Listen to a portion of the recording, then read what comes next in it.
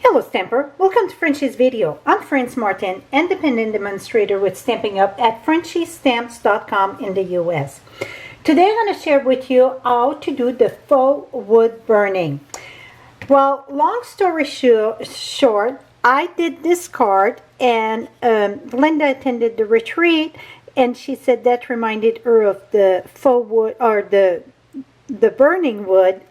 So she did the faux wood burning. So I inspire her, she inspired me, and boom. So let me share how to do this. We're going to start with a piece of watercolor paper here.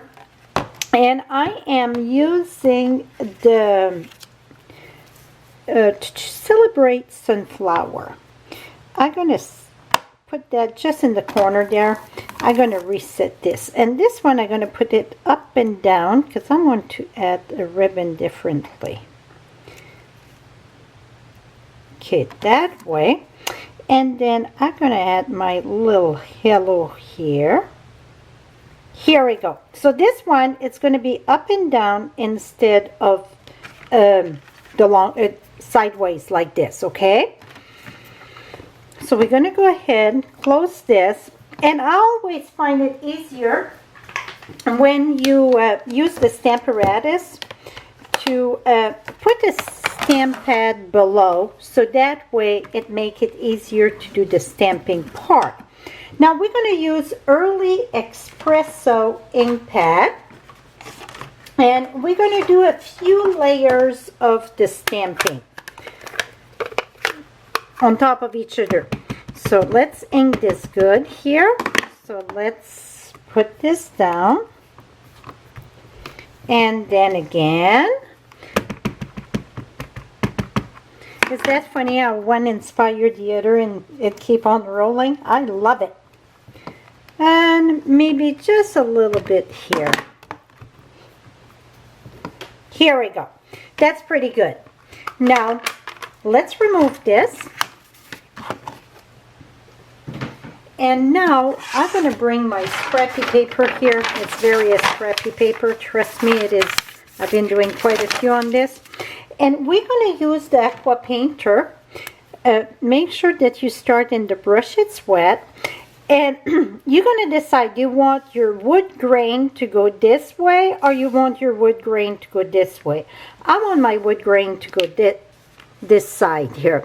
So it doesn't matter where you're going to start. I'm just going to start right in the middle. And remember, Early Espresso, you get kind of some red tone in the pigment. You get some the brown tone. So no, I didn't use no red in this. It's just Early Espresso, but it's with it's the pigment. It picked the pigment. See right now, you get kind of that reddish tone. And then I'm just going to keep on going. And I squeeze the water as I go. Don't worry about where it stay white. The first few times I did it, I think I was keep on brushing too much.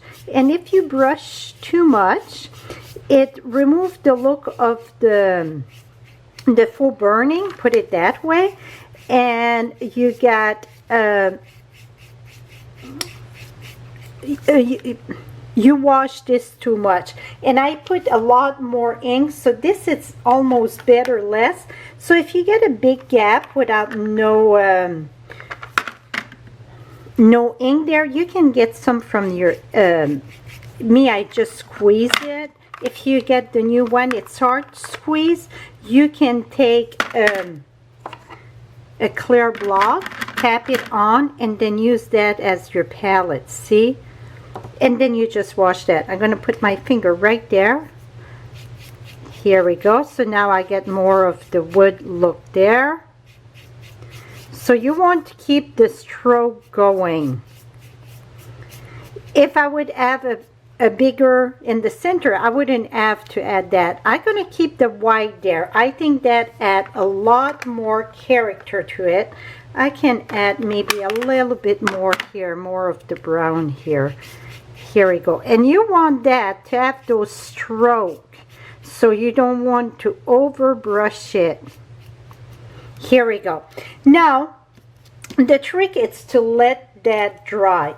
You can use a heat tool to dry it, absolutely. I'm looking for a baby wipe here. Or heat tool to dry it. I like to leave it dry natural. When you use the clear block, just use a paper towel or baby wipe and boom, it's good as new.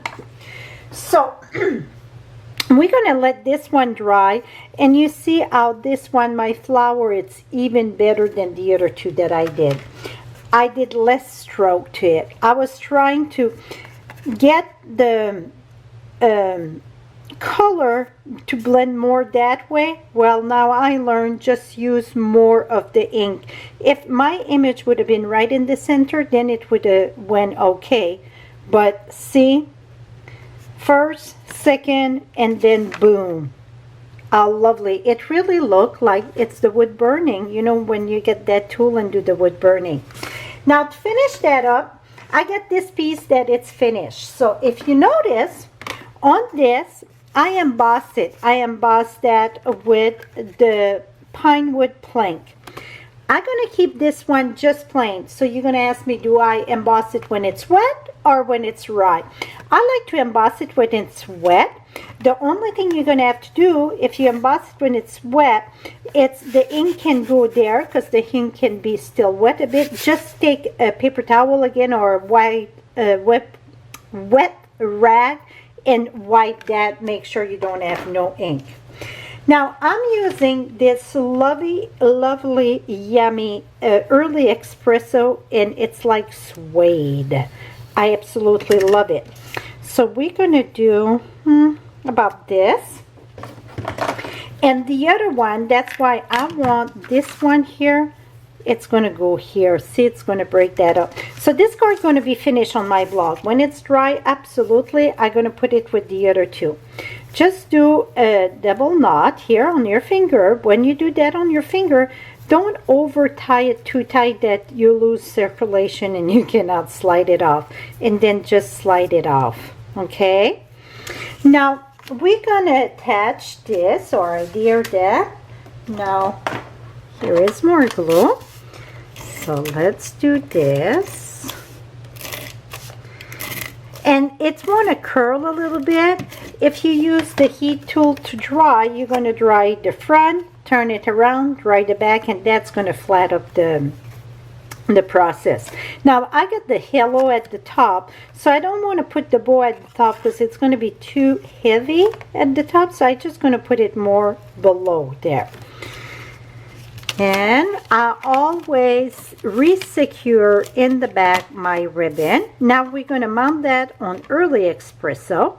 All the measurement will be on my blog right below. You get the direct link or above in the eye.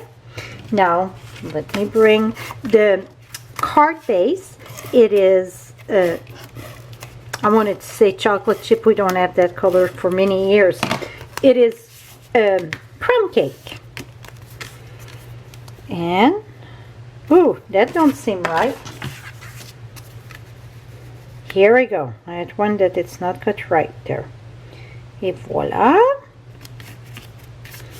Now, you see, so the bow don't move. Okay, we're going to cut this loop diagonal. So now we get a very nice, lovely little bow here. What I call a faux bow. This side it's a little bit longer. I'm going to cut that there.